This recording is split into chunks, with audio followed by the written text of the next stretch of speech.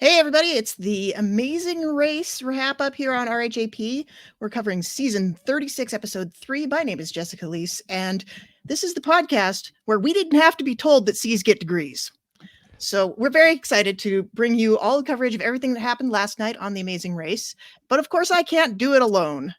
So I'm just trying to figure out, I don't know who I should introduce first here. I think I could start with the man who's dressed for the occasion, or I could start with our very special guest. We'll start with Mike, and we can switch over later.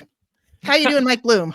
I'm doing well. I'm just waiting for you to have second thoughts immediately and then jump over to our guest, which will probably make sense when I say that, yes, my Willie is all dressed up and ready to drive around. Oh, no. This is we're putting this on YouTube, Mike. I don't want to get banned. So I'm switching over to our guest, who you all may recognize from season 32, where he won and had the best finale ever, to the point where I thought they weren't even going to make any more Amazing Race after that moment. And of course, you've seen him on the challenge and everywhere else across the internet. Mr. James Wallington. James, how are you doing? I'm doing well. It's so great to see both of you. We were just talking before recording about how it's been a minute since I've been on Rob Has a Podcast. So I'm excited to sit here and discuss these Expedia experiences with you. Yeah, James, are you already feeling, even if you don't know the team that's winning, a little bit of empathy for them, considering that, listen, you came from a season that was also in the can for quite some time, and I know you did not receive your winnings until after the season aired, and now we have another example of that. I definitely did. And I may or may not have reached out to a few in between that waiting period just to check in and be like, hey, how are y'all doing? I get it. It's an absolute pain in the ass to have to wait so long. But I promise when the moment happens, it'll be well worth the wait. Yeah, so I think an interesting way to kick this off would be get our overall vibes of this leg, because I think we have to give a lot of credit to Anthony and Bailey here, because they really saved us from what would have otherwise, we'd just be sitting here twiddling our thumbs for 30 minutes trying to come up with something to say about this leg, because I think had it not been for their spectacular implosion, this was kind of a nothing burger, or, a nothing bandeja paisa of a platter here.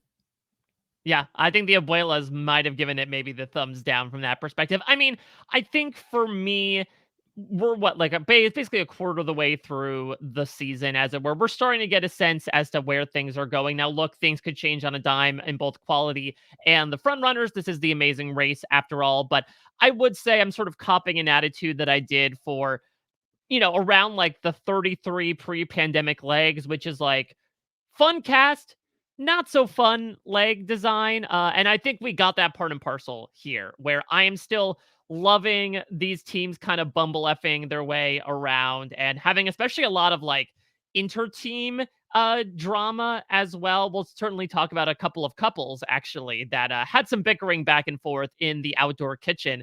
But I do think, when you're looking at the scant 2 tasks per leg, you gotta really nail it with those tasks. And it ends up producing the most unbalanced detour we have somehow had so far in this season. And a roadblock that certainly led to some fun moments, but that wasn't due to the tasks themselves. It was due to the teams taking part in it.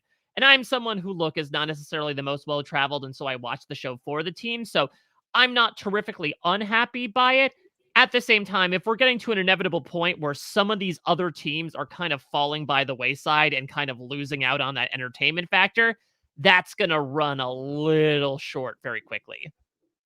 Yeah, I think overall with the Expedia experiences, it definitely felt like, one big advertisement for Expedia from the very beginning.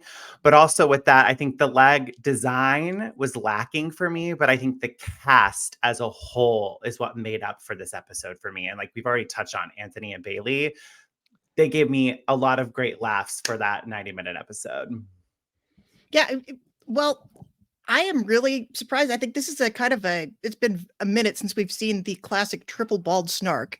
This is very exciting. Yeah, I was going to say, I was trying to remember, Jess, is this a record? So you're referencing bald snark. Let's, I don't have the stinger ready, but we could do some Amazing Race 101 with prenatal George. You want me to get George in here? There we go. We can do an updated version. But what you're referring to is season 3, Ken and Gerard, who were affectionately known on Television Without Pity as Bald Snark. There was a leg in, I want to say Switzerland, maybe. Yeah, Where it involved, there was like a math task, wasn't there? Yeah, so there was a task at a bank where I think you had Mhm. to, like, count the money or unlock the safe, and then there was another task, and these brothers switched back and forth, I wanna say twice. I remember very memorably because one of them went, "Abort, abort," like, they were Yep. it was some sort of MI mission, but that sort of paved the way for, I would say, the poker players in season 15 is another example, but I'm trying to remember if a team ever did it 3 times. I feel like Yes. 2 is the magic number. Dandrew. You're forgetting Dandrew. Oh my god, and that was in, you 13. that was in 13, the It was penultimate in leg, right? Yeah.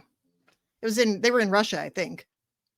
Oh It my was a god. lot of back and forth, a lot of switch up. I mean, Hung and Chi were like king and queen of switching detours in our season, but they never switched it up that much. It's hard to I think it's hard to find a team that does it thrice. I think we might have just gone through every example. And honestly, like, I really didn't see, like, Bailey and Anthony didn't really have an explanation for this when I talked to them either. They're just like, "Yeah, I didn't like this task, I didn't like this other one either." So, what Dave explained, and we should mention that both Jess and I have talked with Anthony and Bailey on our respective platforms. They were very fun. I think, what you saw of them on TV was very much how they came across in the interview. The way they explained it to me was they went to the Willies, and first off, they were the perfect team to start on the Willies because, like, you could tell they cannot keep a straight face every time they had to include that word in a sentence. But they saw it and obviously realized they were in over their head. They said the breaker for the cooking task was apparently they said that the instructions were in Spanish. And so they're like, Hmm. oh, we have no idea what we're doing. I had asked them, did you try asking other teams? It honestly slipped their mind because they were so concentrated on running their own race that they said, okay, well, at least we know what we're supposed to do with the Willies. So let's go do that again. Then they went back, realized like, oh, there is no learning curve. This is just as impossible as we thought it would be beforehand. But then they said, okay, everyone else seems so chill on the cooking task. We need to chill out right now, which caused, as you said, the very off-scene triple ball snark. Yeah, it is shocking to me. And Mike, we have this Amazing Race RHAP Facebook group that we've been courting some discussion in. And one of Mike's ideas for the season was going to be, when the episode airs, we'll go in there and we'll post, which detour would you do and why? And I was like, you know what? Mike's not going to do that tonight. I'm going to head him off with a different question because there is no reason to ask that question. Yeah, I mean, James, I think even looking at the surface, right? Like, this was an incredibly easy choice to make. Yeah, I think cooking was the no-brainer here, but as a viewer, it was not my favorite to watch because I felt like only one teammate could do it. Like, there were so many times they would pan to a team and only one of them is really doing the cooking while the other one was just kind of standing there looking cute.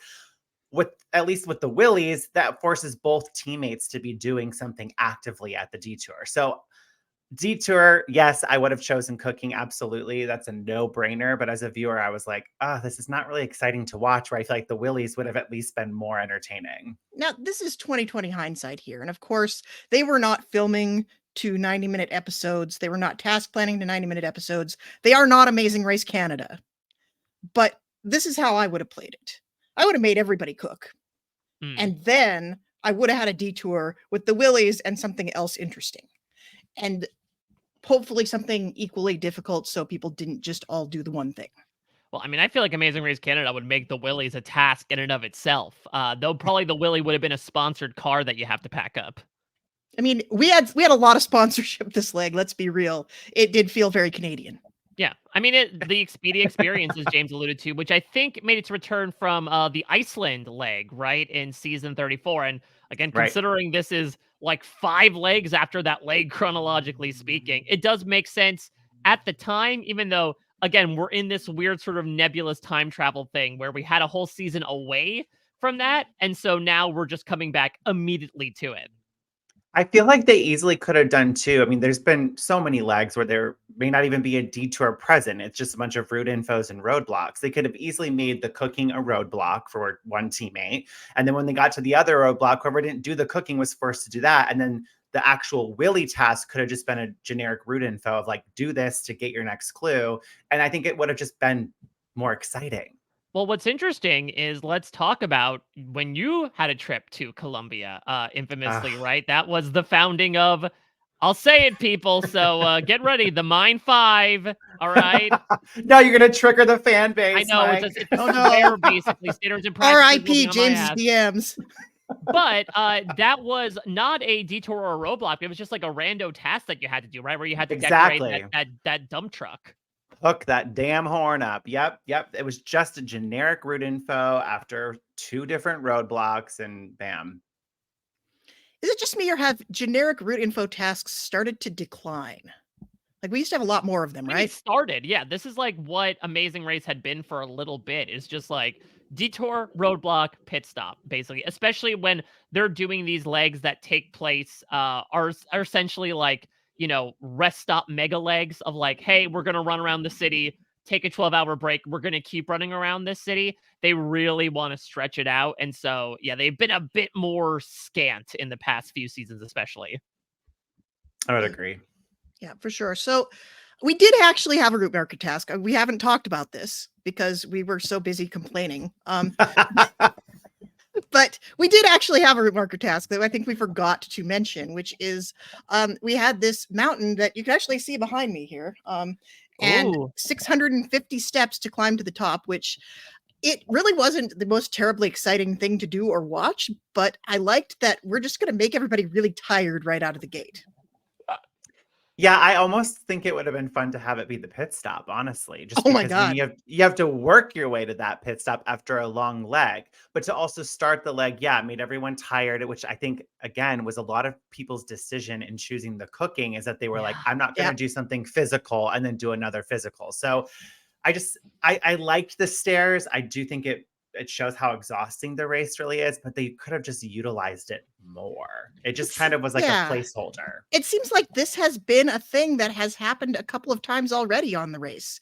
This season, they make everybody do something physically grueling and then they don't want to do one half of the detour. I mean, it's Yeah. been mostly around climbing stairs, right? That was the thing from last episode. That was the thing with this episode as well. They had to climb 650 stairs. I did hear one of the teams be like, oh, did you lose count? So clearly, at least one team did their homework a la James, knew there was a chance that they'd be asked at the top how many stairs they had to climb. Not necessarily the case. What I will say that I'm a little afraid of, because I don't want this to be an Amazing Race season where the rich get richer and the poor get poorer, where, okay, we're going to expect some combination of like Michelle and Sean and Sunny and Bizzy and Kishori and Karishma to go out next, is the departure groups, which is obviously a Mm, holdover from the COVID era. That for those right. that don't remember, these final 11 teams, instead of having them depart one at a time in the order they arrived and, separated by the number of minutes between checking in at the pit stop the previous leg, now they're leaving in these bunched up groups. It was 3, it was 4, and it was 4. And on the one hand, yes, there is a chance that, like, okay, now the ones that are leaving in dead last have some other teams that they can keep up alongside. On the other hand, yes, 15 minutes sometimes isn't a difference, but also it does allow a prime opportunity for those teams that were out in the lead to stay in the lead. It offers very little opportunity for a Michelle and Sean to get a first place finish. Yeah, I would almost wish they would just release everyone at once because it's no different. Like on our season of the race, most of the time we would all fly together to a destination and then we were all released together from the airport. So I think that's why our season became more social, is because getting a high placement on the leg before didn't matter. The goal really was just to not be last at that point. With these 15-minute breaks, it just kind of feels like those groups kind of remain in the same spots. I mean, Amber and Vinny, I think, are the exception, but I hate the 15-minute departure groups. I really don't like it.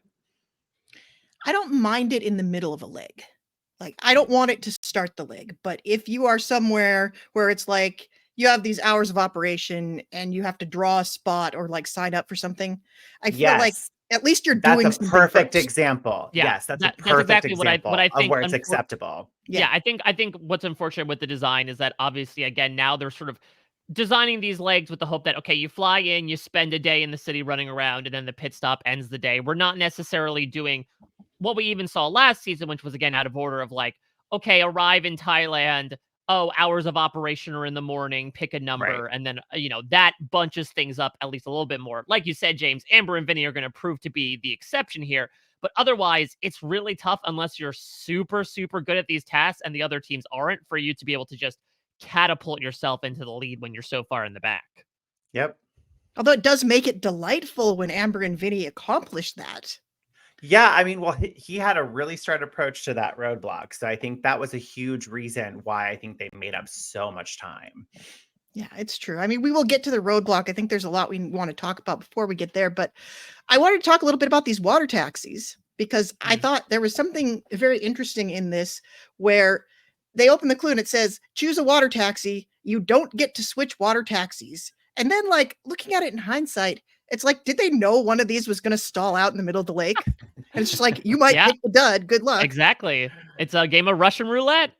Yep, luck of the draw there, but equally unnerving. I loved watching Danny. I know Danny. I've known Danny for a couple of years, so it was really fun to kind of see him in this situation. And I think the Amazing Race Instagram posted this moment from the episode, and he commented like, "It's not a full super fan experience on Amazing Race until your boat stalls." And I'm like, that is 100% true. And just watching how he would be like panicked, but then he'd like, everything's great, everything's fine, and trying to be so composed. And I'm like, I can see you internally dying on the inside.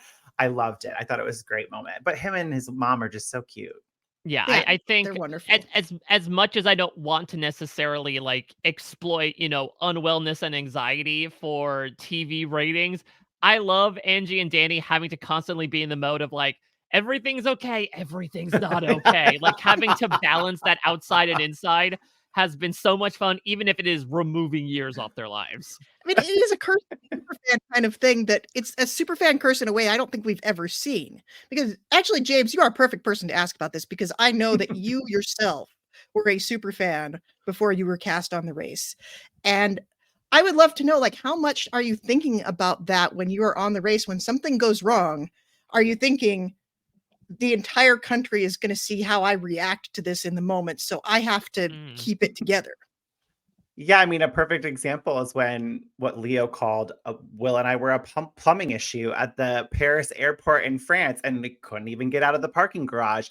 And like all of Paris was mad at us. They were honking our horns. They didn't put that in the episode. But yeah, you do think of these things. You want to be like as respectful as possible and not rude to the locals, but it's stressful.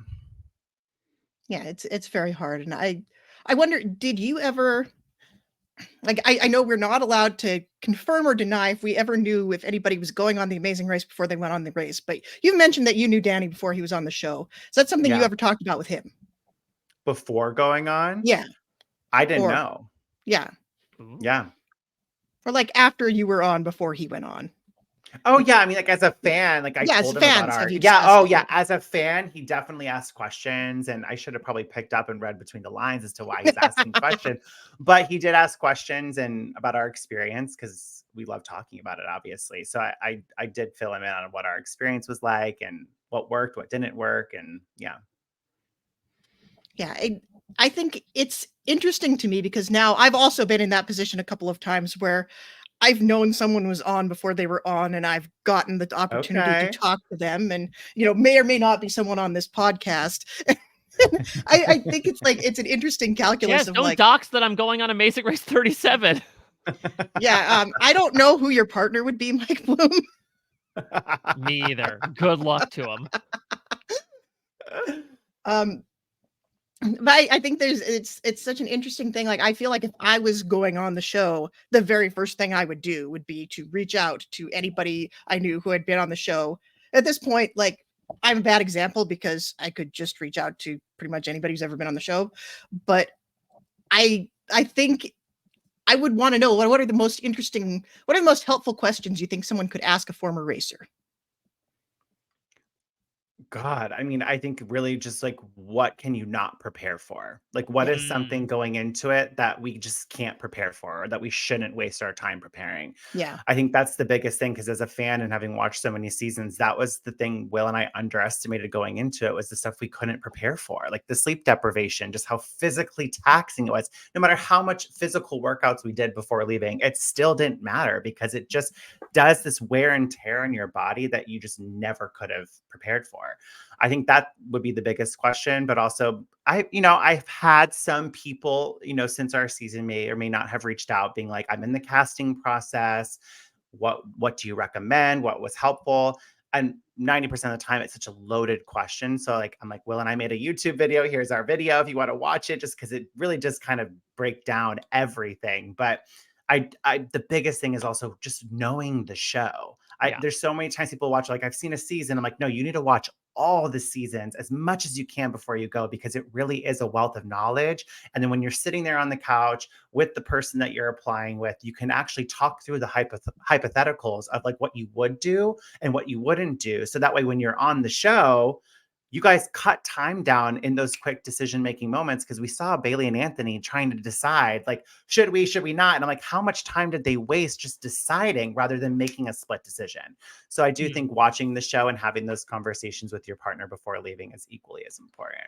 I mean, on that note, did you and Will have any sort of like, we talked about this last week, a bit hard and fast rule of, okay, X amount of time passes, we're going to switch detours, or if this is a certain type of task, we're going to switch detours about the idea of swapping?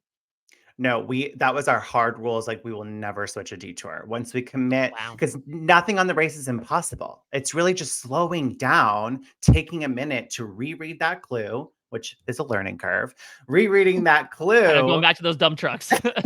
and then recognizing like, oh, the tests are a lot simpler in theory than you realize. And it's just that stress, that panic, that anxiety that gets in where you start to think you can't and you second guess everything. So it's just really taking a beat. More so, the rule for us bigger was the roadblocks. Like, how are we going to balance out who does what when? The detours is like, we're sticking to our decision and there's no going back. Well, and it's interesting that there are things that you can't prepare for on the race, because I feel like you must have got in as one of the most prepared teams ever in the history, because you were down to like doing the tasks by yourself at home, and then boom, one of those tasks shows up again. Yep. I continue to find hilarious that you actually just had videos flying around of you dancing around with a bottle on your head, and then you got to do it on the show. We just happened to be drinking wine, watching season 20, and we were like, this is fun. As you Let's do. try it. And Season then 20 does go well with wine. It does. Yeah, you need hard liquor for like season 24, but Mhm. Yeah. Yeah, I like it though, that like, and this is talked about a bit with Survivor as well, and there certainly is a bit of debate as to like, okay, is it good that you can study the puzzles? And I think Amazing Race, luckily, in the variability that comes with just going to so many places, you might face similar tasks, and to your point, James, like, have a mentality to handle them. But A, it's not going to be the exact same thing unless it's a switchback, in which case, like, good luck. It's going to be an infamously hard task anyway. And B, to your point, there is still this unknown element, which does get incorporated into Survivor as well. I mean, hell, not to compare the shows too much, but we also just saw this last night in Survivor, having faced this like trivia challenge that I know at least one of us on the panel was like, hey, I could do this in my sleep. But as that person Literally. vocalized, like, hey, when you're not sleeping, when you're starved as much as you are, like, your brain can turn to mush. And I do think there is that sort of X factor that can turn even like the biggest A students into the C students. Yep. So much truth with that. No matter how much you prepare, you're thrown into the fire, and it's a completely different experience than you are expecting. And it's that race brain. It really does get activated the moment Phil says go. It's like something chemically in your brain just switches. and all of this is just underlining for me. I love this show probably more than everybody short of Danny, and I would still never ever do it. I mean, he loves the show, but he doesn't have a giant tattoo on his arm of it. Not yet. You don't Not know. yet. There might Not be a fast yet. Yeah, forward. not yet. Not There, yet. well, it's not going to be that kind of fast forward, but yeah, he might come back and want to commemorate it. I would love if they bring back the fast forward where you have to get like Phil's face tattooed on your arm. Make that happen. We got 90-minute episodes from here on out, I hope. Plan for that, producers. Yeah, we got the time. the only other thing I want to say about the detour rule, though, I do think in this type of season of the race where it's a little bit more skewed to the pandemic side of production, I think the detours feel like they're a lot closer to each other. So I don't feel like switching the detours is as risky than it Mhm. would be on more of a traditional season of the race. Because Yeah. sometimes those detours can be on opposite sides of the city, knowing that the pit stop might be in the middle somewhere after you've completed. So I don't feel like switching detours in this kind of format is much of a gamble. They usually mix it up though. Like I think sometimes they want you to think about switching and sometimes they don't want you to think about switching. Yeah, I do But think it's more so the former, though, as of late. It yeah, really lately seems it like from what is. we've been told in 33, 34, even sometimes 35, it's like two Yeah. sides of the same farm or 2 blocks away from each other. We saw that last week. And that's the thing as well with Anthony and Bailey is, and they've confirmed this to me as well, if they swapped once, I think they would have been fine. If Yeah. they had done what Michelle and Sean did and just stuck with what they had, yeah, you might not be able to understand what's happening initially, but like you'll eventually put it together quite literally. And then you can move forward from there. What really sunk their game from then on out, because like outside of someone getting lost and someone really struggling picking coffee beans, like it was pretty straightforward from there on out. It was just Yeah. this idea of the grass was somehow always greener on the other side. Even when you go to the other side, you look back and the grass is greener. And they've just were opting for that greener grass. Well, and I think that might also, it might be like the dark, like bizarro version of what James was saying earlier about how if you just read the clue, it's not going to be that hard. So I think they just got stuck in this loop of like, well, this other task can't be as hard as we thought it was when we saw it. So maybe we just go back to that one. And we Yeah. just have to zoom out and think about it differently. And of course, they had climbed however many 600 steps and they were tired. They'd been traveling and they were Bailey and Anthony to begin with. So it was like, what, what were they going to do at that point? But just kind of ping pong back and forth between tasks until they kind of stumbled backward into finishing one of them. It would have been nice to see a team complete that side of the detour, though, because I would have liked to have known if it was maybe faster. Sure, looking at it is one thing. It feels daunting, but maybe it was a lot simpler than I think that they were anticipating. Yeah. I would have just been nice to see a team complete Yeah. it, just so as a viewer, we could understand what, oh, maybe it was the better side of the detour. Like how picky were they really when they were judging it? Was it one of those situations where like everything had to be facing the right way? Or was it just like, is everything on the truck and can the truck move without stuff falling off? Well, it goes back to the truck challenge in our Colombian leg, Exactly. where we literally, the design of it, sure, you think that that's 100% what it is because the sample that's right there for you to do it from. When Will and I didn't know it was the horn, I'm literally bopping the bobblehead on the dashboard. I'm like opening the visors just to see if like that's part of the, like, no, it was just the horn that really mattered at the end of the judging. So I would have been curious just to see. I mean, it did seem a bit more puzzle-like than maybe we initially thought, where it was just, hey, be some pack mules, haul a bunch of stuff onto this truck, and, Bob's your uncle. It seemed like there was this Tetris-like order that you had to put things on. That being said, I thought Michelle and Sean were on the right track. Sean did call himself a very good packer, and I do wonder if they were more towards the middle of the pack, if they had more patience to be like, okay, we can hang here for a bit. We have a bit more wiggle room. If they would have gotten done. And as a result, yeah, maybe to your point, it would have been the more efficient task, especially for someone who does not feel as confident in their cooking skills.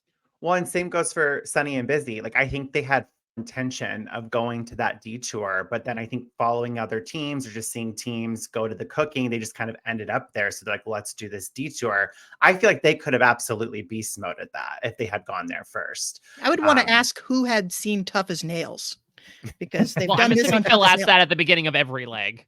Oh, yeah. That's why instead of the Amazing Teams being given like seasons to watch in sequester before the season starts, they're watching reruns of Tough as Nails. Tough as Nails. Yeah, I mean, Sunny and Bizzy would have been interesting though too, because remember they had the big hold up last leg where like they made a choice, they stuck with it, and they fell a fair amount. One of the only teams to really change places as a result. And so I do wonder now if they're gonna be a bit more trigger happy of like if they feel that something isn't working for them, they're like, we're not gonna repeat what happened with the paper flags. We're gonna swap right now. Fair. Yeah, completely fair. I wanted to call out, we can talk for hours about Bailey and Anthony's performance on these texts. I want to talk about Shane at the cooking at the cooking detour because Yes. I feel like this man, don't let him anywhere near a kitchen ever again. Bless his heart. Oh, it was incredible. I He felt saw like that this, avocado and he chose violence. I love that he cut it hamburger, not hot dog. He's like, great, slice this avocado. I know exactly how to do it. I felt so seen, like that was absolutely me 10 years ago before I actually like was let in the kitchen to start cooking. And now I feel like incrementally more skilled at it, but like clearly this guy, Juan decided to pick it because it was a dish that he was familiar with. And so he's like, great, I'm gonna be a fantastic sous chef. And it's interesting to see like how him and Derek did different approaches where like Derek was the sous chef who also put on like an I told you so backseat driving method. And then Shane's like, nope, A-okay, boss. I'll be the, for lack of a better term, good soldier, but like burn the eggs and the arepas and then be able to just, for some reason, have the most absent-minded thinking when it comes to cutting avocados.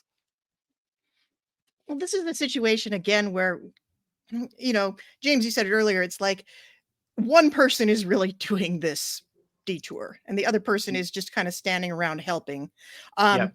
I think in Ricky and Cesar's case, I saw that task. I'm like, well, this is kind of a potential 5-hole, but I think they're just going to nail it. But they're both very like Cesar is a chef, but Ricky is also like very into food. Like he's a big foodie. I think they cook together all the time.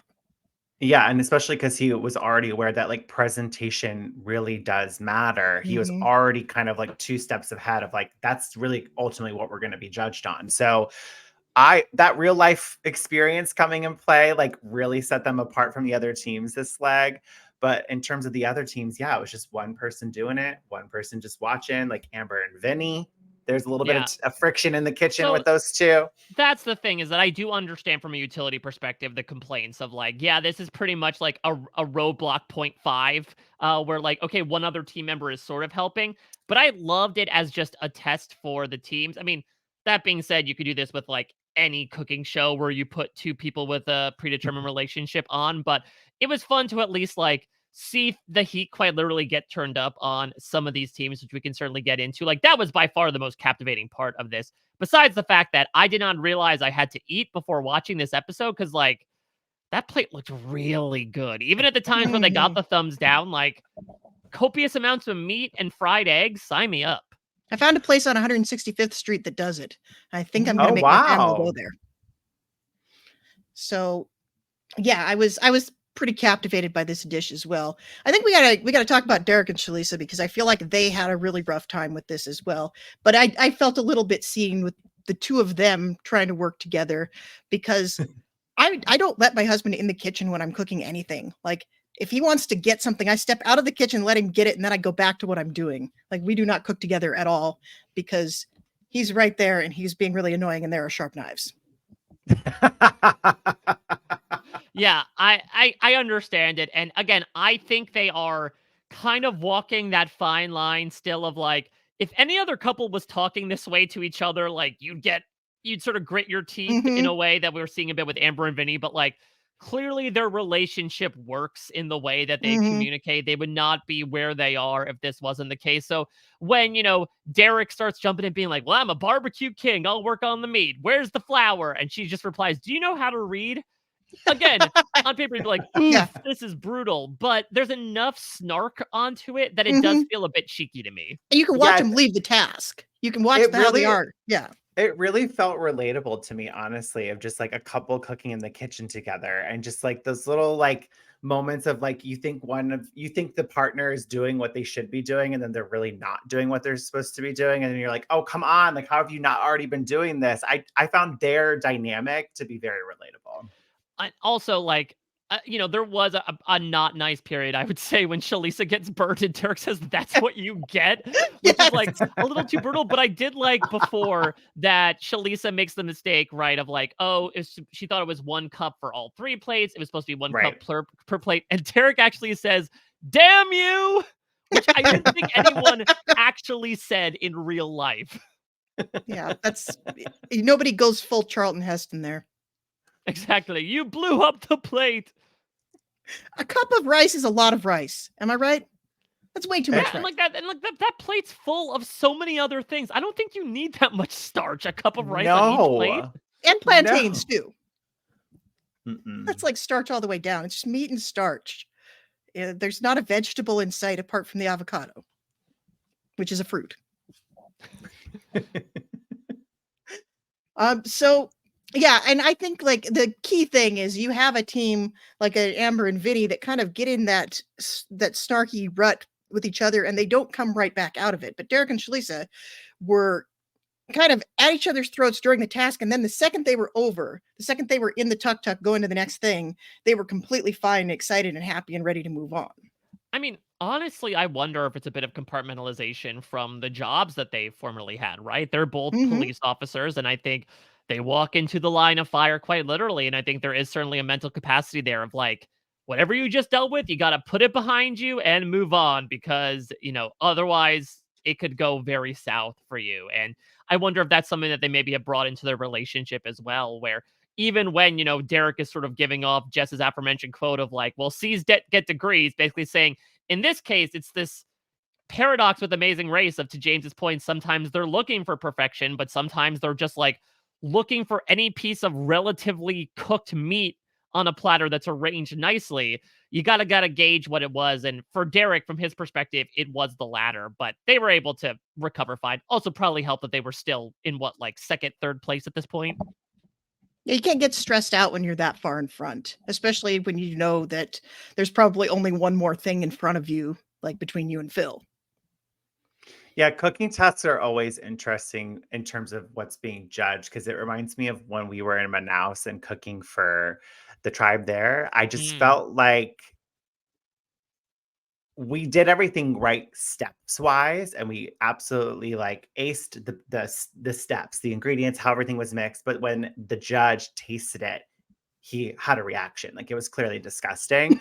And so he said no, but everybody who was in there with us watching, they were like, but they did everything correctly. And so they had to be like, they did it correctly. So like, it was like, well, of course it's not going to be good. Like, we don't know. We don't make this in our sleep. Like, so it's always interesting with the cooking stuff. How is it really being judged? Because that guy really thought it was going to be like gourmet tasting. But yeah, these poor abuelas. I mean, they didn't taste it though. They just had to they look at it. didn't. Well, this is another question. Like, could this task have been improved? And again, we immediately see why this was not feasible for this specific task. But could this task have been improved if, after you prepared the plate and presented it to the abuelas and passed, you then had to eat it before you moved on? Ooh, that would have been Well, rough for Kori and yeah, Kishma. I'm saying. It would have to be the Kimmy Kappenberg, like, okay, I'll put the meat in my mouth and then let it fall on the floor as long as it just like touches my tongue. That would have been very rough. I think they should have changed it where 2 out of 3 abuelas have to get the thumbs up, and you get 3 very different abuelas. You get like the Mhm. nice, It's giving American Idol. yeah, Yes, you the need Simon you need Cowell of abuelas. exactly. You need like the Russian judge that's like, nope, too much char on this chorizo. Bring it back. And it's like, all right, well, we're not going to win them over, but I think we could get the middle one. The middle one's the swing vote. So then you're trying to charm the specific abuela whose opinion you're courting. Oh yeah, I like this too. But I feel like we've not had a lot of eating tasks in recent memory because, the plate of bugs last season notwithstanding, it's like we're trying not to say, look how weird this country is and look how weird the stuff they eat is. You don't want to run the risk of somebody saying this is disgusting about the national dish of Colombia. But I still think I would want to see them. That makes the task harder. That makes it some calculus. Like, if I don't want to eat 5 pounds of meat, do I have to go and load a truck up? Right. That's interesting. Yeah, that could be another sort of benefit from it. Plus, listen, there are many amazing race memories from tasks in South America that involve eating a large portion of meat, and It's true. maybe Yes. that would have allowed some strategy to come out as well. One I of the mean, you most could have, iconic moments in Amazing Race, in my opinion. yeah, Loved they had to that change moment. the rules for it. Boston Rob outsmarting the system. And look, everything old is new again. Now he's doing it on Deal or No Deal Island. Yeah, That's Dondi. true. Yeah, you could have actually quit one of these detours, and I think you might still have been okay because you had Bailey and Anthony running back and forth. I think we can quit it now. There's a good chance that these two guys are just going to keep running back and forth and not make Right. up their mind. Well, are we done talking about the cooking, or is there anything else we wanted to bring up before we go back? Yeah, Before should we reverse the food process and go from cooking to picking them? Yeah, let's hop out and push that tuk-tuk up the hill. P.S. It was hilarious when Amber and Vinny's tuk-tuk stalled out and they had to get out and push it. But yeah, we always love a good tuk-tuk. R.I.P. Keith Nail. And we go to the roadblock, which, this is fine. It was all right. We're in Columbia. We should do coffee. It's all right. Yeah. It was pretty straightforward, in my opinion, as to like what you had to do. I did love when Ricky and Cesar got there of like, oh, if you start picking at the bottom as more teams come, they're going to have to like go further up the mountain. I thought that was a really interesting observation and approach, which I think shows even on the race, getting to a task early sometimes does have its advantages. So, yeah. It's almost like a needle in the haystack to you, right? Of like, oh, there's more beans for me to choose from, and these are the ones that are closer to me, so they're a lot easier. Right. I mean, yeah, this was, again, really straightforward. I think what it came down to was just you had to get basically twice the amount of beans that you thought, because, I don't know, apparently these husks are made of lead. I don't know how you get out half the weight of a coffee bean in the husk, but otherwise, the really only two takeaways that came from it were oppositional directions of Vinnie quite literally doubling his efficiency and just like being able to use both his hands so effectively to really be the sole reason why he and Amber finish in second place. And on the other side, you sort of have, not to say that like Angie got sunk particularly by the roadblock, but like they were not doing incredibly well and they fell further behind due to, I think, Angie kind of taking her time in this manual labor. I almost say, like with Angie in particular, it was probably because it was her first roadblock. Those roadblock jitters and having it be your first time doing it. She probably was overthinking of like, I want to make sure I take my time. I want to make sure I do this correctly. And so that's probably why there was a little bit more time on her end when completing this roadblock. But I feel like it was almost because of those first roadblock jitters. And then Phil has the unmitigated gall when they check in at the mat to say to Danny, oh, you made your mom do a roadblock. And I'm like, dude, there's a rule. The show made your mom do a roadblock. Yeah, and she's going to have to at some point. So you made that rule. So he can't just do all the roadblocks. Yeah, I mean, it's a valuable point, James. I do wonder, though, because we saw this a bit last leg, and I love that they're going from, like, the blistering heat of Mexico to the downpours of Colombia. But, like, they had a full day of walking 600-plus steps, and even though they were not loading up the willies, like, they were still on their feet walking around cooking. And so it also could have been a matter of just, like, Angie was pretty physically exhausted by the end of this. And so in a task that, yes, did not require so much movement, but like you did have to move around from bush to bush, she could have been fairly slowed down by then just by the wear and tear of the day. Yeah. But Danny was the opposite of helpful here. Like, I don't want to know what place I'm in while I'm doing the roadblock, dude. I would tell him to take a nap too. Listen, I am, to James's point, so happy with Danny. I do think he's like the biggest fan we've ever seen be on the show. No offense. And like, I love his passion for it. That's palpable as he's racing. Angie is the star of that team, in my opinion. I think she was the perfect partner. Even the moment you mentioned before on the water taxi where she's going like, oh, this is great. And then as his back is turned, is like, oh, I don't know about this. And then here, when Danny is doing the exact opposite of helpful advice and being like, the Phil, right? Maybe he's just used to it with his homeschooled amazing races, but he's like, don't worry, we're team number 7. Nope, we're team number 8 right now. I'm doing the lower third for the editors. But you know what? It's so It's so cute, their dynamic, and the fact that he was so kind with his approach of, like, trying to tell his mom to, like, hurry up without actually saying, "Mom, hurry up." I thought it was so cute, very endearing, and then Angie responding like, "I hear you, bud, like, it's not helping," and she's just so sweet in response, Yeah. whereas, like, literally the episode before, Amber's doing Vinny's face paint, he's like, "We're 8th, we're 9th, we're 10th, blah, blah, blah," and she's like, "You're getting in my head," like, they're just like, friction, friction, friction. But Angie and Danny are like, "I hear you. It's not helpful." It's just so funny to see how Using different these teams Yeah. are. That's their not helpful. therapy That's just language. pressure. Is that mask going to slip at some point? That's what I want to know. No, I don't think that's their relationship, you know? Like, I'm sure Danny has had a many prepubescent time where he has snapped at his mom. I think they're past that period personally, where I think, like, especially given the way that he's been so supportive of her when she has understandably been a bit physically limited. Like, if he did not snap at her during everything that was going on with her in the Mexican heat, I think they're okay. Yeah, I don't ever foresee that happening. I mean, Danny is truly one of the nicest people. He is so gracious. He is kind. I just feel like that is a true test to how his mom raised him. So I feel like they're very similar in that regard. So I would be shocked if we saw any kind of friction between the two of them. Yeah, and I mean, if you're that big of a fan of The Amazing Race, and you are still so close to your mom that you cannot imagine going on the race with anybody but your mom, and you're not like at the CrossFit gym handing out your number to people that look buff and strong and smart, I think that also says something about your relationship. Yeah. Yeah, I mean, let's be, cards out here. I don't see Danny pulling an Annalie.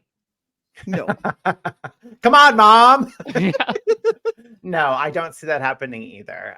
But I think they're going to continue to surprise everyone because I feel like they're almost the underdogs. Maybe a lot of people on fan forums have counted them out as being like a strong team, but I you can't underestimate the knowledge of the show. If you know the show, it definitely does benefit you in the race. Even if it's not being shown internally, it absolutely does. It gives you a level of confidence that other teams may or may not have.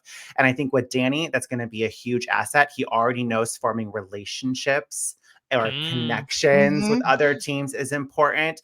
Already, they both recognize that they're not physically the strongest team. So they're going to be using their brains, their wits to really outsmart the rest. And I think they keep putting those little sound bites in there because I feel like they're going to surprise a lot of us. Well, James, I have a theory about this, and I want to know if you think that this has legs at all. I think there are a lot more people that go into this show as pretty big fans, like not Danny tier fans, but like certainly like, Jess Leese and Mike Bloom and James Wallington tier fans. And they go in knowing the show backwards and forwards like that. But Right. because there's more of them, like they don't just cast one every season, because there's so many more of them, we just don't see everybody get that soundbite.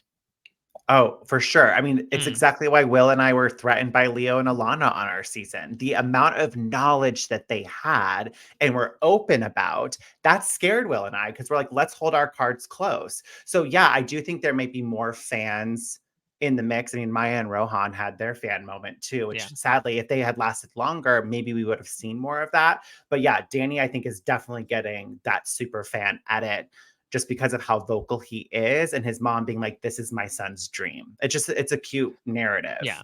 I mean, I hope so because I think we're about to get into the teams, but again, it's become a little bit almost like season 35 was at a certain point of like, okay, there is a group of like 4 or 5 teams that will probably see make the end, and then there's a group of 4 or 5 teams that probably won't. And again, it's tough. Like we want Amazing Race to be a meritocracy. We want the teams that do well to continue to do well, but at the same time, we're also making a TV show, and we want to see, every dog have its day. Yeah, I'm not mad at there being some teams that are in there like just having fun. As I think 2 of the 3 eliminated teams definitely were in the I'm in it to have fun camp. But they were great teams, and I liked seeing what they did with the course and how much fun they had. I think that's okay with me. I don't need everybody to be in there like game faces on all the time. Yeah, I would agree. It's a nice balance, and it does bring up that level of entertainment just for a different type of viewer. Yeah. I have one more non-racer specific thing I want to bring up before we start getting into the teams one by one, which is this new runner that I hope continues for the entire rest of the season, which is the shot of somebody having like the absolute worst time you can have on the race, and then cutting to Phil saying, if you think you have what it takes to go on the Amazing Race. So we had it last week. We had Angie passing out from the heat. Cut to Phil. Hey, you want to do the show? And then we have Michelle like straight up falling off a retaining wall. Cut to Phil. Do you think you have what it takes to go on the Amazing Race? Oh, I love that. I didn't even notice that, but that's such a good call. It's the exact opposite of Survivor, right? Because I was going to say, yep. He'll usually tailor it to like after a challenge or after a journey of like, whoa, would you look at what happened there? Don't you want to do that? Come and be on Survivor. Like they absolutely are doing the Bambi scene where Bambi's mom gets shot, and then it cuts to like the birds singing and all these animals hopping along every single time with like, this person is on the brink of death. Hey, doesn't that make you want to come do what they're doing? Apply for the Amazing Race. And it almost feels like it's got the you think you can do better than these people? Like you think you're better than them? Or is it implying you can do better than them? Like, look, this is the bottom. This is the floor. Okay, you're fine. You want to chip out a new floor under there? Come on and be on our show. Oh, it's fun, but I think we can probably move now to talking about our racers one by one. Some of whom we've already kind of discussed to death, but I want to start with a team that we really haven't mentioned yet, and I'm honestly very keen to get Will's thoughts on. I mean, James's thoughts on it, maybe Will's as well by proxy. Let's start at the top here. Let's talk about Ricky and Cesar. Talk about every dog has its day. I mean, these dogs have been at the lead of the dog race for quite some time, but they have, as they say, like a pretty damn perfect day in Colombia, and they cap it off with a win. Yes, it was a perfect day for these two, and they work really, really well together. Like there hasn't been one moment of like tension or weakness in how they work together. And I think that's going to serve them well for the long haul. Yeah. I mean, even just looking at the fact that to start the leg, because you'd think like they're departing in the same group as a former NFL player and like these two incredibly fit people in Derek and Shelisa. And they were the first two up the 650 steps. That stunned me. Yes. Well, you saw them pacing themselves and both like just being so relaxed, where I think the problem you had with these other two teams we're talking about is that one of them was ready to sprint up the entire thing. And then they had another person with them that was not ready to do that. And I think the two of them are very well matched and were kind of on the same page with what they were going to do. I also loved Ricky's little clicker as he was walking up the steps. I thought that was kind of fun. But yeah, even when they were cooking together, they had this great momentum between the two of them. They're not bickering with each other. They seem to be on the same page, really supportive. I love them. I think they're very cute. I mean, I think they are very solid. I think we're seeing shades of like Greg and John, Rob and Kori last season, where even throughout the entire race, each of those teams had like one, maybe two moments the entire season where they tripped up. And Ricky and Cesar, again, like it's only been 3 legs, but this is a quarter of the season. And so far, like the biggest sin they've committed is like being a little bit behind Rod and Laticia for those first 2 legs. Otherwise, they haven't done anything wrong. Yeah. And I would hope that at some point, I just, as a viewer, I'm saying in viewer terms, it would be nice to see every team face some kind of adversity on the race. When it's a clean race, I don't find it to be very exciting. So it would be nice to have the teams at the top that we've seen the last 3 episodes have some kind of stumble. I just want to see how they bounce back from it. I want to see, that's when you really test your dynamic as a team and those points of heat. Yeah, we didn't really see anybody fall down to the bottom. We saw some people shove their way up to the top as the next team we're going to discuss, but I do want to see that moment of tension where they're like, we might actually get eliminated if we don't do XYZ. It'd be great to see. But and I love it as well. Like you talked about maybe a 5-hole. I mean, it wasn't really like talked about explicitly here, but like Cesar is a food stylist, right? And so I love that this actually came in handy because I think people are sort of unfortunately still in 2024 approach that type of job and they're like, what is that? What does that mean? Who cares what the food looks like? And look what this challenge was. Well, that, and then he's speaking Spanish with the locals, like when he was asking the people at the boat dock, like in Spanish, like who's the fastest? Like they just like really just have this good groove about them, and that food stylist definitely came into play. And you talk about best practices as well, even down to like them having the time to search out the tuk-tuk driver that knows where they're going. Like, to your Right. point, James, it's those little things that saves you time and saves you mistakes. And if you have the time to do it, as they were when they were so clearly out in the lead, it's such a good thing to put into practice. Agreed.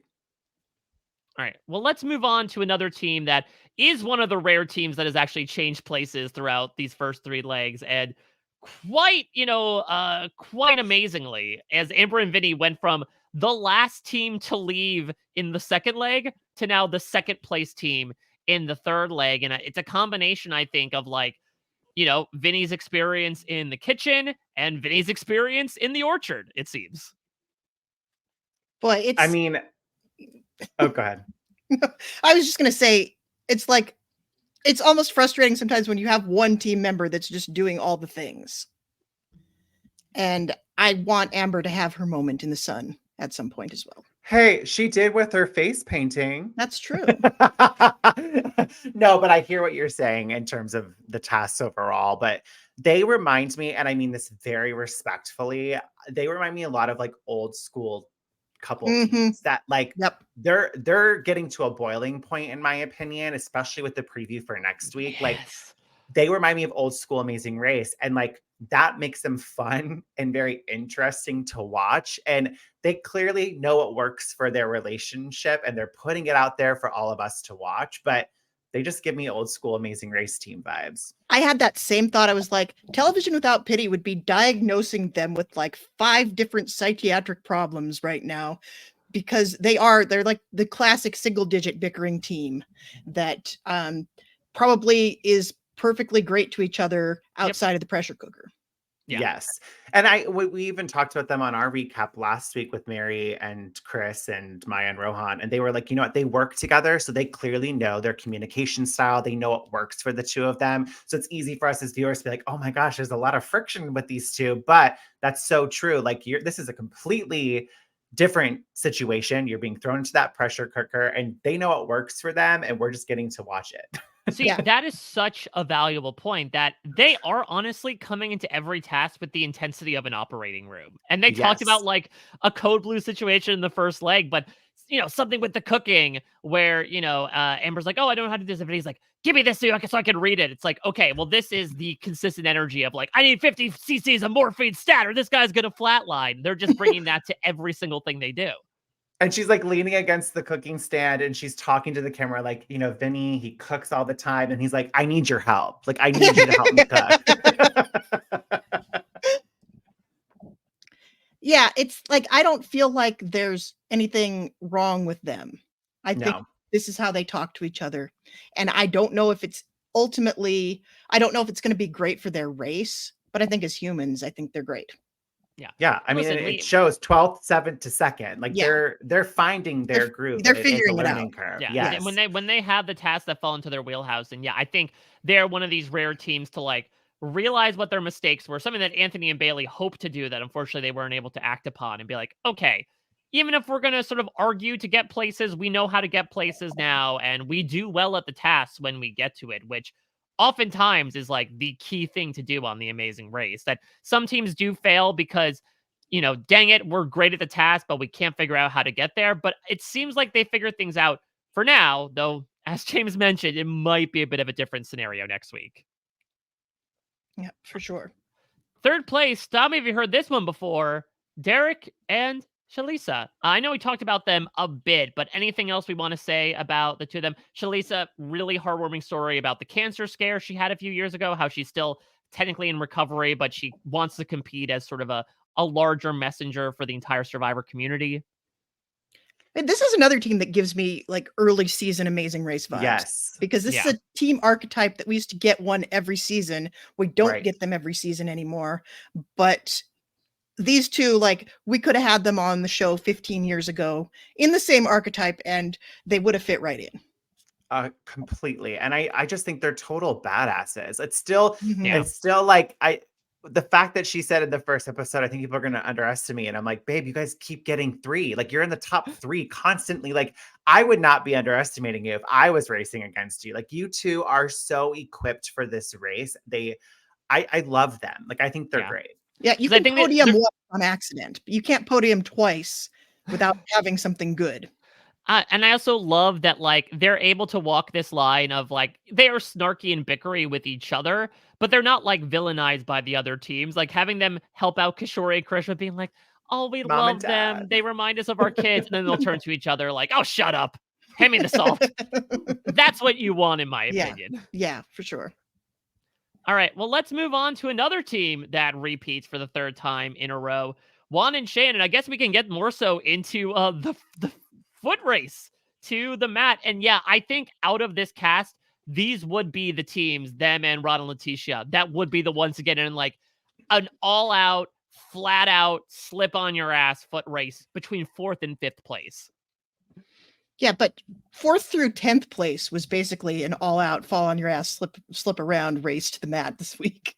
It was wild. You know, going into it, I wasn't sure if I was going to be like the biggest fan of these guys. I always feel like I kind of root for other teams. I don't really root for like the big, brute, strong like guys on the show.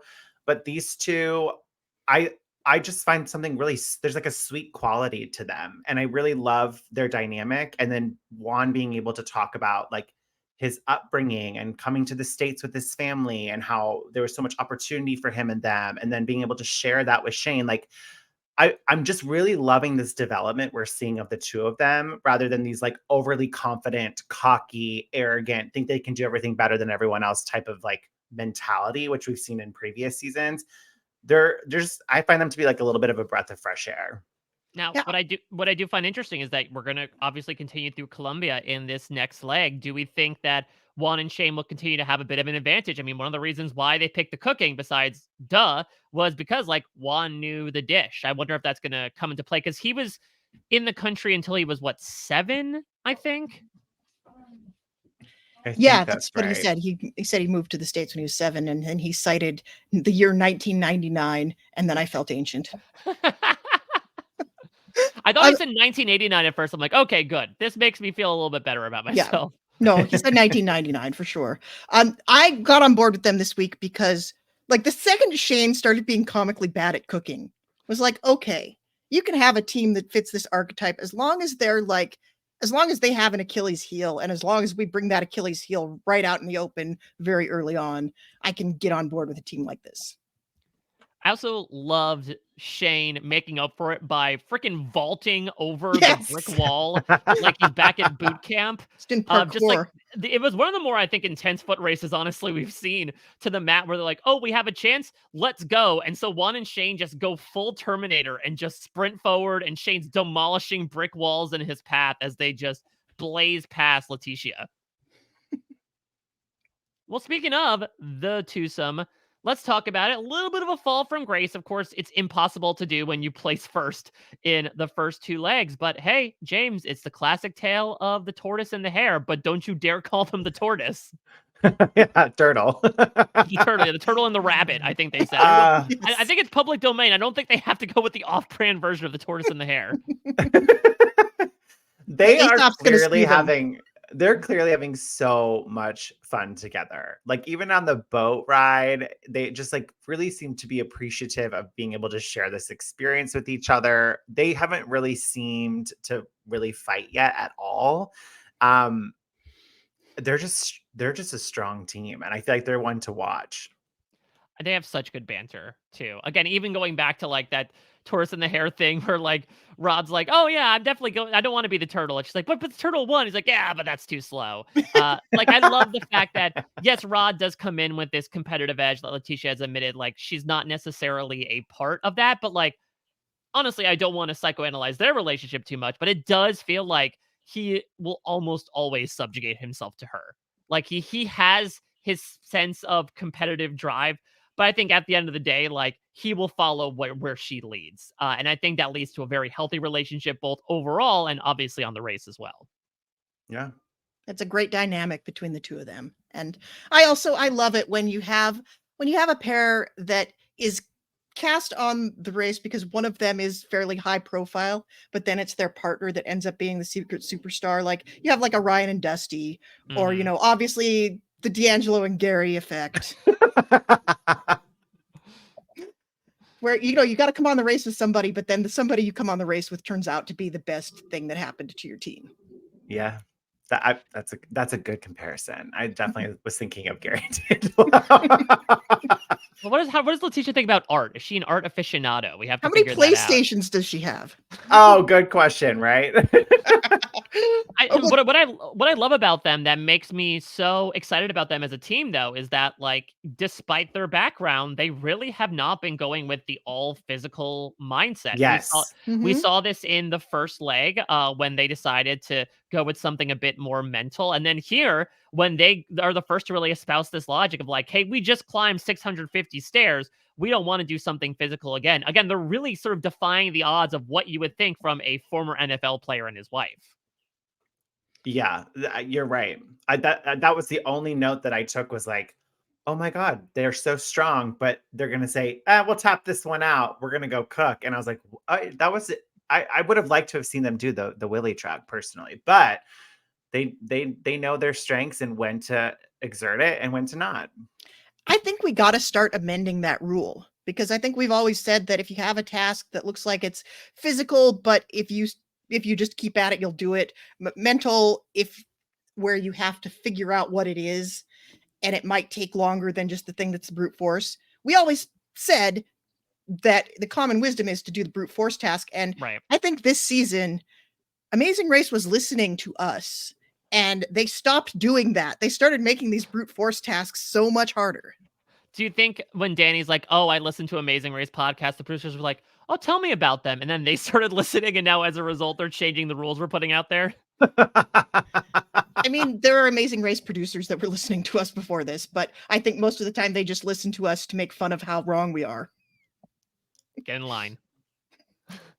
All right, well, let's move on here. And I'm so sorry. I think I accidentally put up a photo of two of the sound people. Oh wait, Oh, no, yeah, that's yeah. Ivon and Melissa. They're Were they purple. even in the episode? Like, I have notes for every team but them. I'm like, we didn't get like really anything I from feel these one so two. note. bad. It was legitimately a moment where when they checked in, I was like, oh right, they're there too. Yeah. Yeah, the one thing I saw was Melissa calling Yvonne Evo, which I thought was cute. And that's it. They're purple. They're wearing purple, and they are purple. And it's tough because, like, yeah, they're in this sweet spot where, like, they're finishing the middle of the pack. They're never the first to approach any of these tasks. So it's not like we're getting screen time dedicated to them kind of walking through Yep. how to do it. And their relationship seems to be in a very healthy spot. And not to say that these other teams aren't, but they're not even doing any sort of like banter back and forth. It just seems like they're a lovely couple.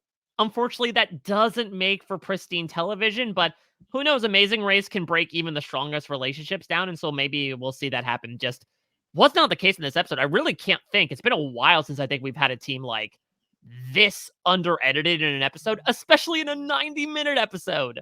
Yeah, that's the thing. The 90-minute episode. They couldn't do anything with Ivon and Melissa at all, with all the footage from this leg. Nothing except, yeah, the Evo moment and then them high-fiving this cute little like tap of the butt high five thing that they did at the pit stop. Like that was it.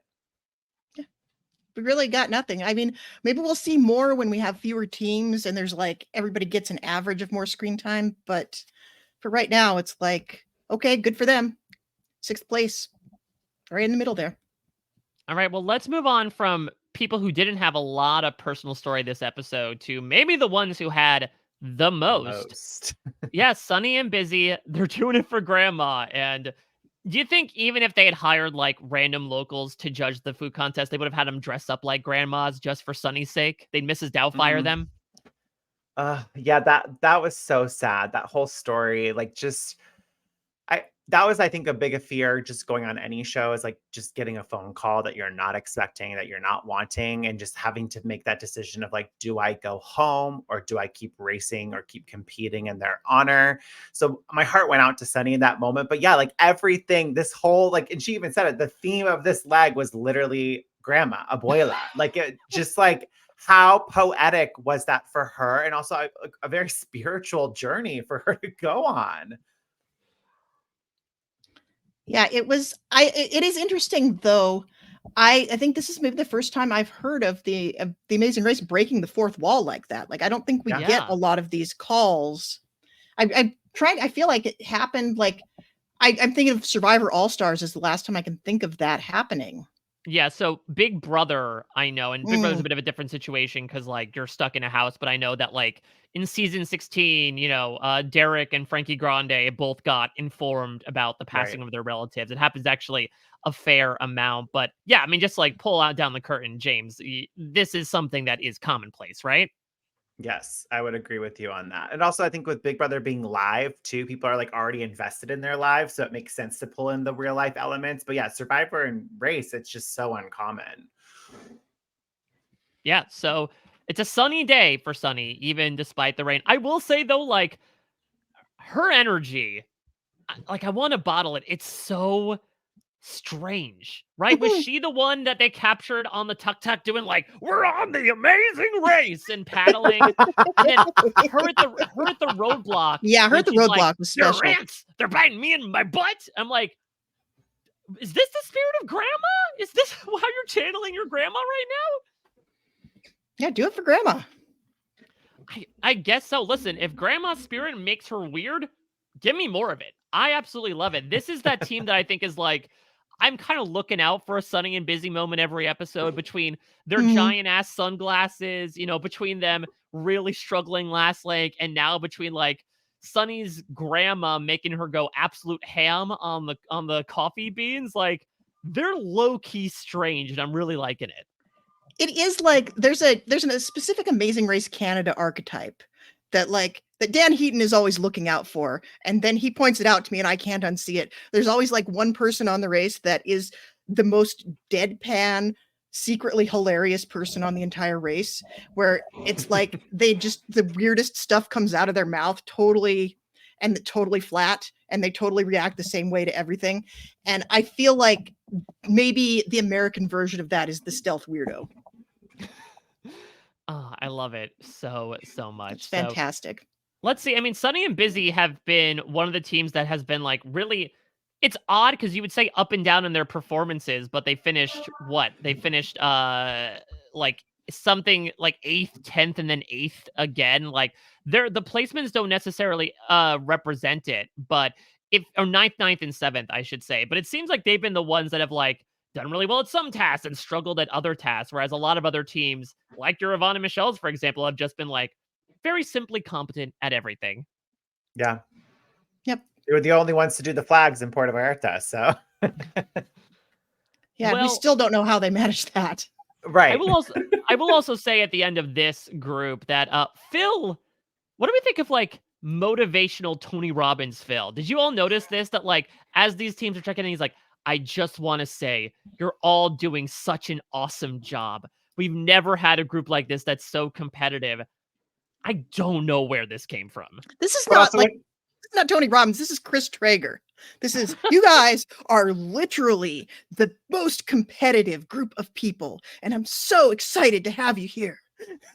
Yeah, but even when he was like, "This is the tightest finish we've seen," in my head, I'm like, well, it's because they had 15-minute departure times at the beginning of this leg, and they're bunched up through the entire leg. So of course they're going to be coming into the pit stop. And they all did the exact same tasks. The exact same tasks were not hard. Yeah, I mean, I don't know what we were expecting. Though, I love Phil. I love Phil. Me too. It sort of came out of nowhere for me. And it's like, did production feel like they needed it? Was everyone just having some tough times? It feels like, I need to shake you all by the shoulders right now. Snap out of it. You're going to be okay. You'll race to see another day. It was just a little out of nowhere how Phil was very lovey-dovey on these teams. Very new era Survivor. I think Phil was planning to have to say something different to every team as they landed on the mat. And then they all landed on the mat at the same time. And he's like, what do I do with all this energy? He's just going to like ball it up and like throw it all at them at once.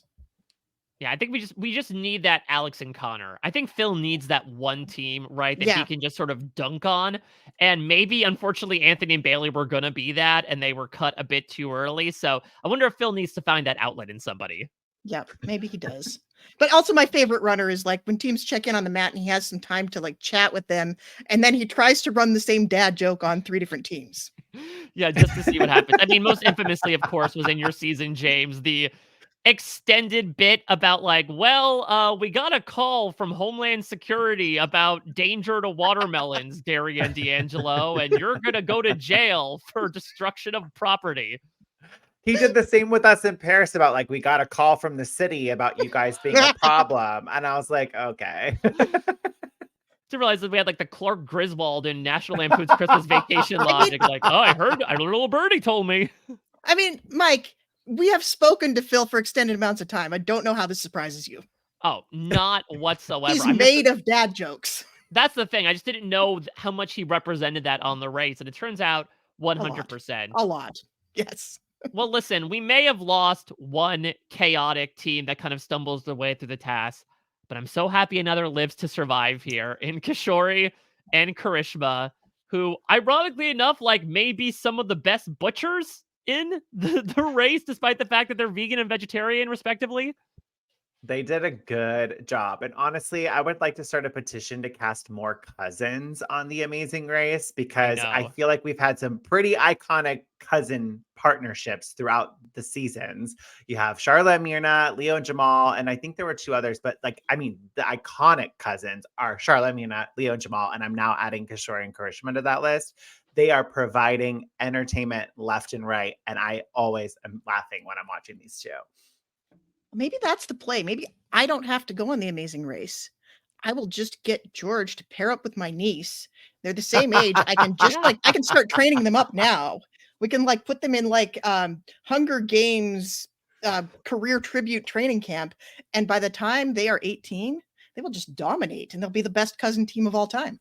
Well, that's I like the thing that is that plan. I think the magic, right, is like it's the cousin, so like, but also pseudo siblings. It's not like the distant cousin that you see once every year. Like that's the Kishore and Karishma story, is that they literally lived in the same house at one point. I think my favorite runner of the season so far is like Karishma's requisite height joke, or not even joke at this point, between her. Now it makes sense why she said Kishore is Shaq, because she calls herself Danny DeVito.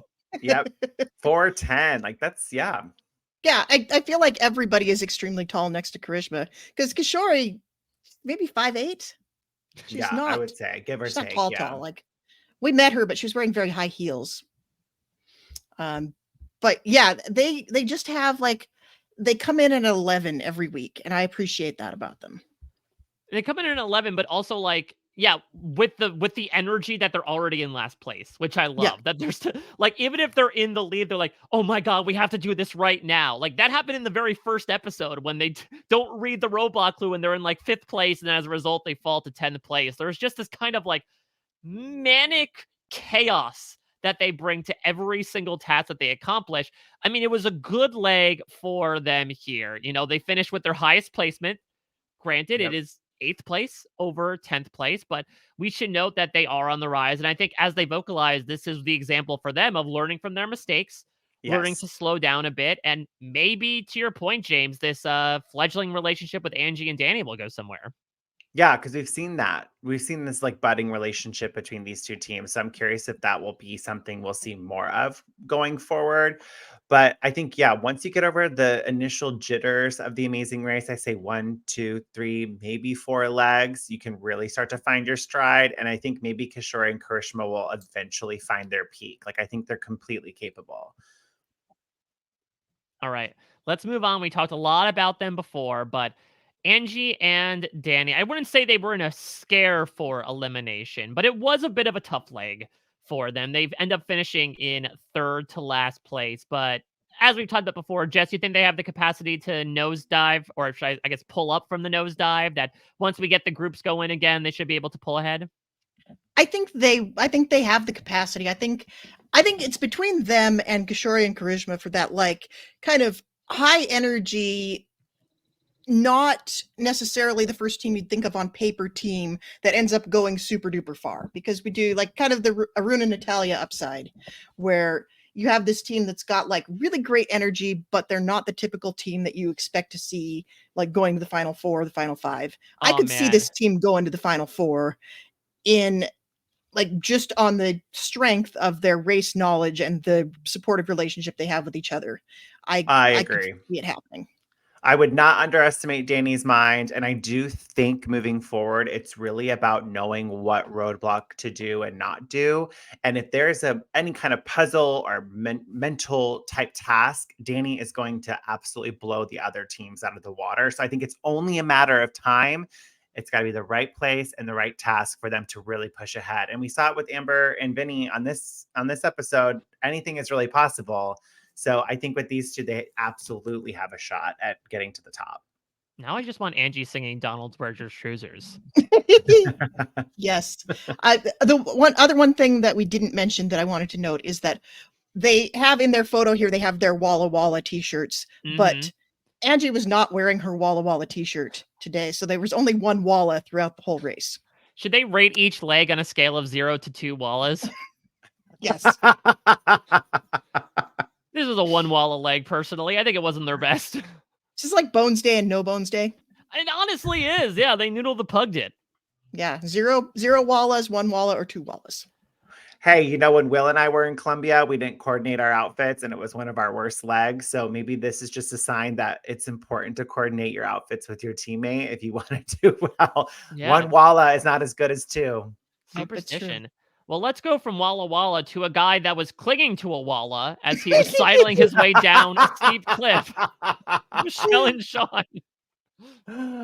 I mean, I love them. I love them so much. They're just having the time of their life. Like, I think that's what makes them so fun to watch, is that they're just like really enjoying the experience together. My heart went out to Sean though with the height thing. I mean, height fear is like a real thing. Like I hate heights, but I think The Amazing Race is like the perfect place to kind of break through that. And I really just loved how Michelle was able to really pull Sean back to his senses and back to reality of just like, you can do this, just a few steps more. And I just think that says a lot about their love and respect for each other and this relationship. Yeah, it is one of these teams where I think the entire back half of this lineup, I'm just like, we're gonna have to lose these people. I don't want to lose them. Yeah. How are they still here, but yet don't go? Yes. It's tough. Yeah, I think they're waiting for some more lasso jumping challenges because, yeah, it's been a bit of a slide for them. They come in second to last now in the last 2 legs after doing the first leg in 5th. I mean, here, as we talked about, it was a little tough for them to catch up.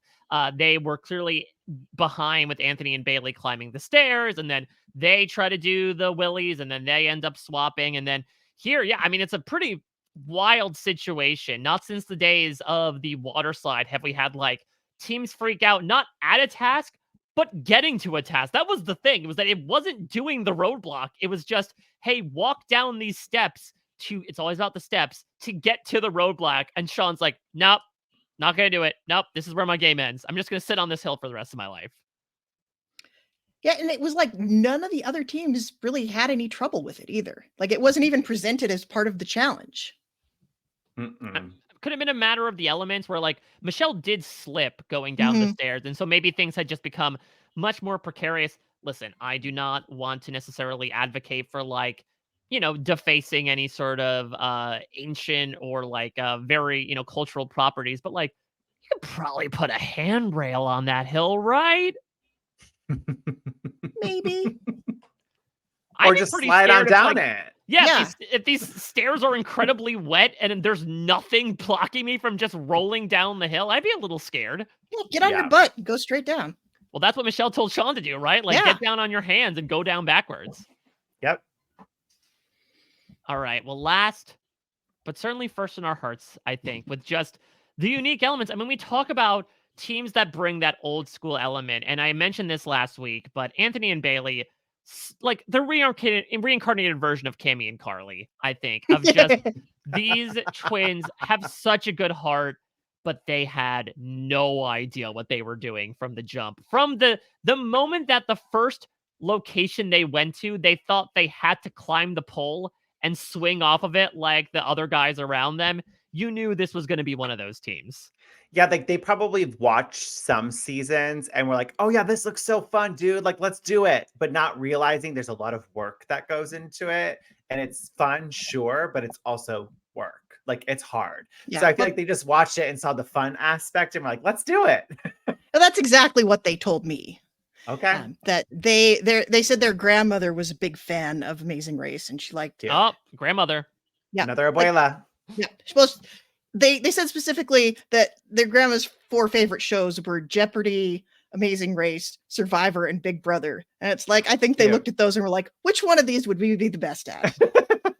Honestly, I think you put one of them on Big Brother, like they might not do too bad. I think they Twin put a very twist. specific archetype on Big Brother. Let's twin That's twist a good them. point. That's a good point. Yeah, they could actually twin twist it. I think that'd be pretty amazing because, like, just the quality that they brought. Again, I do think that we want intensity in the Amazing Race. We don't want like a lackadaisical attitudes, and I don't think they lacked it. I just think them wandering around wondering who is Elizabeth Taylor and where does she live, like, it's kind of them in a nutshell. And again, I love it because, James, as much as you're sort of lauding people that do prepare for the race, like, sometimes we do want teams like this that kind of just walk on there and think, you know what, I think we've got a pretty good sense of things. We could probably handle ourselves, and then realize that they can't as they switch detours 3 times over the course of an afternoon. Yeah, you can't have every team going into this being super prepared. You can't have like Danny's, James's, and Justin's on every season and have every team be like that, because then it just wouldn't make for exciting TV. You got to have these ones that are just kind of like, oh, let's figure it out as we go. And Haley and Kaylin were commenting on one of the posts on Amazing Race's Instagram too, being like, we love these guys. We're so similar, same kind of attitude. And I texted them and I was like, girls, you guys are a lot better racers than Anthony and Bailey. Like, they're fun, but you guys were better racers. I mean, they kind of do like when Haley and Kaylin had to put the beards on themselves in the speed bump.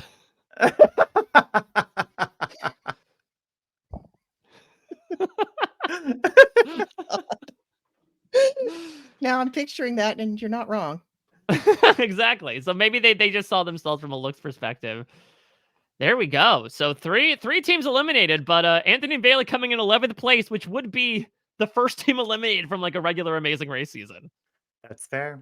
Yeah, that's true. I am really sad to see them, take their orange cat energy out of the race. Yeah, can you explain that a bit? Okay, orange cat energy. Orange cats are kind of known as like the most affectionate, gregarious of creatures, but also they all share one brain cell. That's the thing that's been said about orange cats. And they love to be around people, and they go into everything they're doing with full enthusiasm, and maybe not the most preparedness. Because I was gonna say, like, they should be in the dog pound with Dusty. Yeah. I feel like just they had such golden retriever energy of just kind of bounding about, like smiling the entire time. Yes. But I could also see them getting trapped in a garbage can like George the cat. Well, regardless, they unfortunately do not live to see another day, but Columbia will, as we next week are continuing on. And yeah, it seems like a few people are going to struggle in this one. So maybe Phil's pep talk was actually pretty prophetic. Maybe he knew what was coming. He's like, yeah, we got to get them psyched up for this, because otherwise somebody's going to die.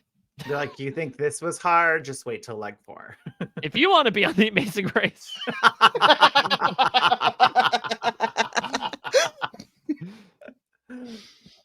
Oh, well, I think that takes us, I think we're at the end of our program now. But James, I want to hear about, how has podcasting been for you this season? Yeah. It's been fun.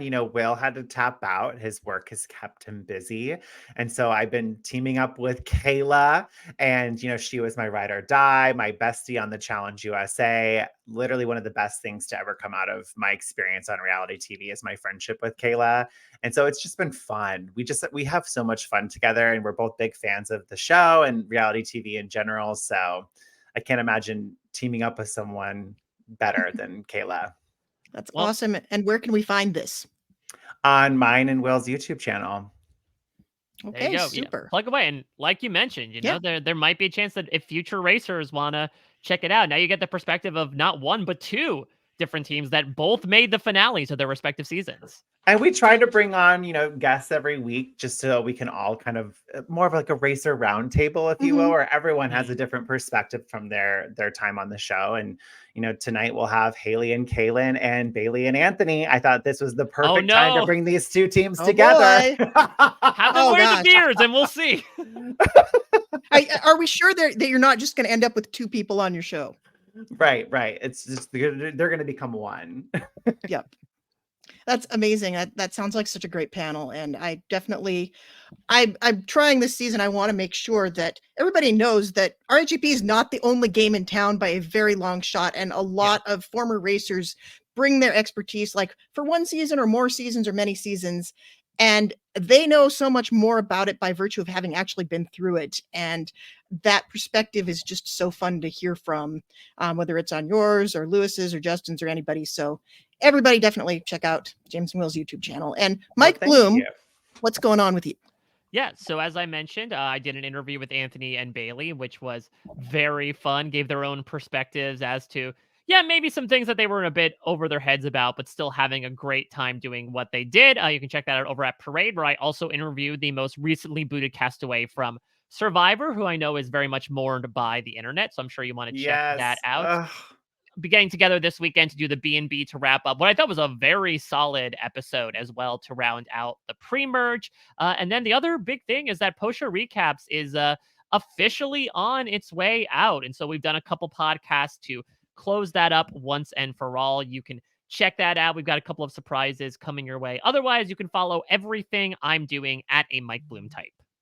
Yep. And I have one more post-show recaps podcast that I have to do before it goes away. And I'm very sad about this, but not really, because we have to watch the rest of The Walking Dead, The Ones Who Live, and we will be covering The Walking Dead, The Ones Who Live in one episode, one podcast episode on post-show recaps before post-show recaps goes the way of original recipe Walking Dead.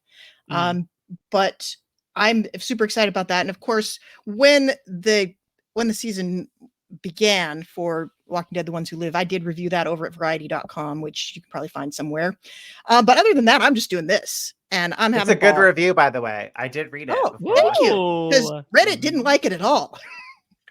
Oh. Reddit was very mad at me. Well, Reddit is a toxic place to begin with, so that's not a surprise. Yeah. Don't go on Reddit. There's a wealth of other. That's my advice to future racers. Yeah. But you know where you should go? Something that we actually forgot to plug last week, but we mentioned before, we have a Facebook group. We have a Facebook group specific for Amazing Race on RHAP. That's our Amazing Race sort of segmented discussion where people can come on, talk about the current episode, the current season, past episodes. There was a conversation spurred by one of these fans about what was the hardest task in Amazing Race history. So I believe it's robhasawebsite.com/tar group is where you can go. You have to be on Facebook, but just fill out those handy dandy questions. We'll let you in, and then you can chat away about your thoughts on the show, the podcast, etc.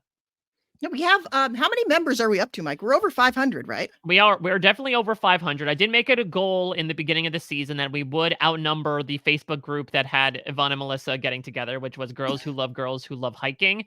And right now we have outnumbered it considerably. We're at 578 members. You could be 579. If you wanted to apply, go to robbinswebsite.com/tar group. He's even got the hat. Oh, well, James just applied actually, and I'm going. I did, but I'm searching for the password. Oh, good. Look, he's answering the questions. There we go. I'm a rule follower. I'm trying to read my clue. Good. Yeah, I feel like maybe we should start rejecting people that don't read the questions. But yeah, that's the number one rule of the Amazing Race, right? If you're really an Amazing Race fan, you know to read every single instruction that comes your way. Absolutely. I found it. Yay. Good man. All right. Yeah. So please check out everything that's happening across RHAP. Of course, my exit interview with Bailey and Anthony is already up in your feeds, and we have lots of great content coming at you about every show that you may or may not be watching for the rest of the week. So thank you again, James. We're so happy to have had you on. Of course. Thank you for having me. It's always a pleasure, and it's great to see both of you. And I always love to listen to your guys' take on Amazing Race. So always a fun time. Well, you're welcome back anytime. And of course, thanks to Mike for being, as ever, bringing the creativity and the colorful outfits, and for wearing a shirt this week. I mean, these are very generous terms, so thank you. As long as nobody has taped anybody's nipples this week, I'm totally fine. But you don't think I have gangrene right now? This is just me shirtless? I don't even want to know.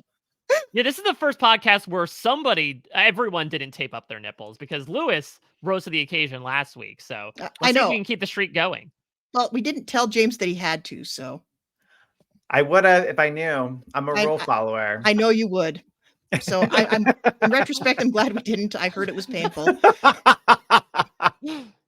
So on that wonderful note, thank you to everybody who works on this podcast behind the scenes. Make sure you check us all out on the social medias. Mike is at a Mike Bloom type. I am at Haymaker Hattie, and James is at, what are you at, James, these days? James Wallington. Of course, that's easy enough. Everybody should just use their real names. That's what I learned in retrospect about 10 years too late. But anyway, thanks to you all the listeners, and we will see you next week.